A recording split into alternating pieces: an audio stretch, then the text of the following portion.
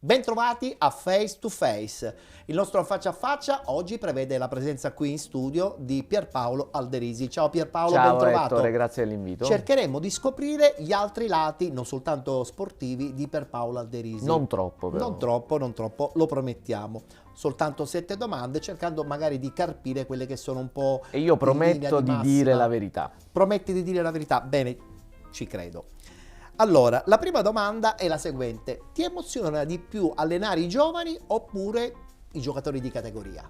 Mi piace allenare, mi sono reso conto in tutti questi anni di percorso che è bellissimo per me, mi dà uguale emozione allenare i piccolissimi bambini così come gli adulti. Ho avuto la fortuna di fare tutto un percorso completo. Completo e oggi posso dire, avendolo fatto per intero, che per me l'emozione grande non è tanto allenare i bambini o i ragazzi o gli adulti, ma proprio allenare. Quale deve essere secondo te il limite tra allenatore amico e un allenatore normale? L'allenatore, così come il genitore, non è un amico, non può essere, almeno dal mio punto di vista. È chiaro che devi dare la possibilità al giocatore di venirti incontro, di stare nella tua zona, fra virgolette, diciamo di confidenza quando ne ha necessità, però credo che per il ruolo che ha l'allenatore non debba può avere un ottimo rapporto amicale con i giocatori, però, rispettoso, però deve mantenere il suo ruolo, e quindi il suo ruolo presuppone, dal mio punto di vista e per la mia esperienza, che non debba o possa essere l'amico dei giocatori. Pierpaolo, ma secondo te quali sono state le amarezze più brutte dopo una partita persa? E se ci sono state, e sicuramente ci saranno state, le amarezze più belle invece dopo una bella partita vinta? Ma diciamo, perdere non è mai ovviamente piacevole. Quando mi è capitato, dico, ho perso tante partite, ne ho vinte tante, insomma, quindi posso rispondere con piena convinzione che il rammarico più grande è quando magari perdi una partita e non lo avresti meritato per quanto la squadra ha espresso durante la stessa. Ecco, quindi questo è il rammarico più grande. Poi amarezze quando si vince, devo dire che ce ne sono davvero poche, perché poi la vittoria nasconde e cela tantissime cose anche negative, quindi quando si vince intanto hai quella sensazione positiva, insomma, di aver ottenuto qualcosa di bello e te la trascini. Ma tutto questo per qualche ora. si riflette magari con le persone più care, no? Purtroppo sì, in senso positivo quando si vince, ma anche purtroppo in senso negativo. È qualcosa che ti scrolli di dosso dopo qualche giorno, ecco, almeno per quello che mi riguarda. Poi è chiaro che, essendo di natura un ottimista, anche quando le cose non vanno bene cerco di guardare sempre il bicchiere mezzo pieno, perché credo che anche questo sia una delle caratteristiche che un allenatore deve avere, quello di dare visione e positività e prospettive positive anche ai propri giocatori. Però certo è complicato e capita spesso, insomma, anche che una partita persa te la porti anche a casa. Fortunatamente con l'esperienza ho imparato anche a cercare di scindere. Se posso sì, ma comunque ad accorciare quei tempi per metabolizzare una sconfitta, non portarla troppo in là nei giorni, e in questo, diciamo, stiamo diventando bravi, ma ancora siamo in cammino. Senti, un fatto scaramantico può diventare poi però per un allenatore una cosa di abitudine?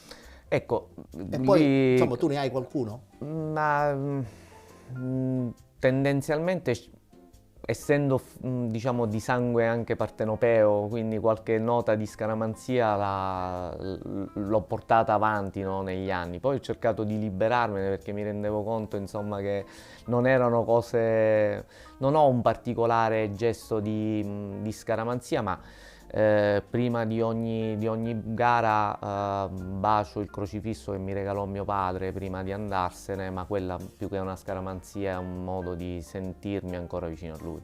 Schemi, passaggio corto, passaggio lungo, sovrapposizione, marcamento a zona, marcamento a uomo. Ma Pierpaolo, ma secondo te tutto questo serve per giocare a pallone?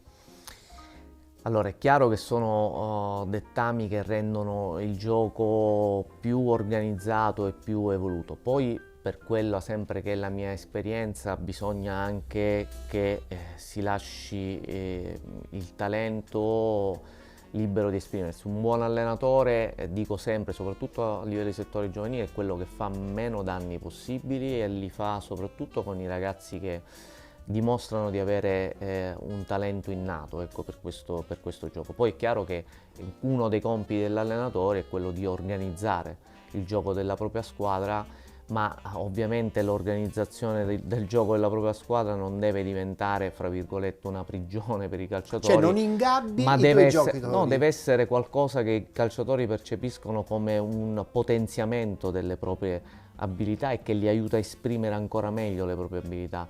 Non è sempre facile che questo avvenga, però questo è quello in cui credo come allenatore rispetto a quello che tu mi chiedi. Certo. Nel tuo percorso sia da calciatore che da allenatore, hai mai avuto un riferimento, un amico con il quale magari ancora tuttora ti confronti? No, il mio devo dire, è stato un percorso un po', fra virgolette, solitario, no? Un percorso di formazione solitario, anche perché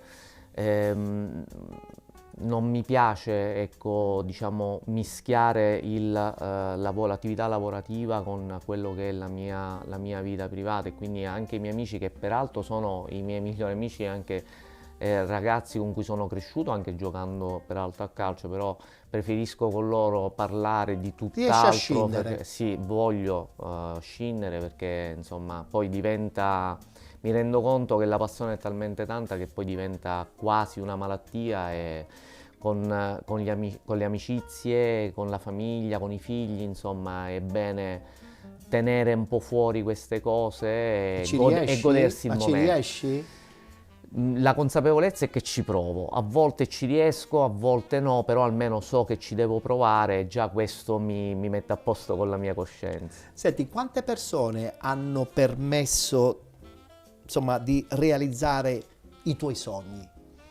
Ma credo innanzitutto ovviamente i miei genitori, mio padre e mia madre, che mi hanno sempre lasciato libero di esprimere le mie potenzialità fin da quando ero piccolo. Poi c'è chiaramente la persona che tuttora mi ha aiutato in tanti modi diversi a realizzare, insomma, quello che è il mio percorso professionale, assolutamente mia moglie, che da questo punto di vista è una vera e propria santa, ha una pazienza incredibile, lascia che io abbia tutti gli spazi che per fare questo genere di attività nel mondo del calcio sono purtroppo necessari.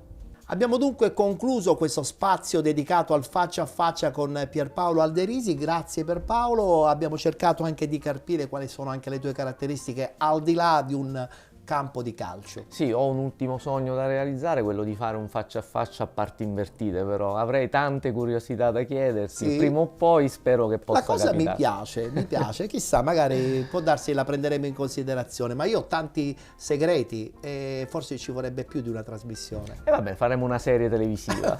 Va benissimo, la tua spontaneità ci piace ed è una cosa che metti secondo me anche molto quando alleni, spontaneo nel carpire quali sono i giocatori che in quel momento vanno e altri che invece non vanno. Il giocatore, se non sei te stesso, se ne accorge, così come le persone che ami, se non sei te stesso se ne accorgono sempre. La verità è la cosa più importante, essere Sempre. se stessi sempre. Esatto. Grazie per Paolo. Grazie Ettore, alla prossima. Grazie a Pierpaolo Alderisi e appuntamento al prossimo Faccia a Faccia.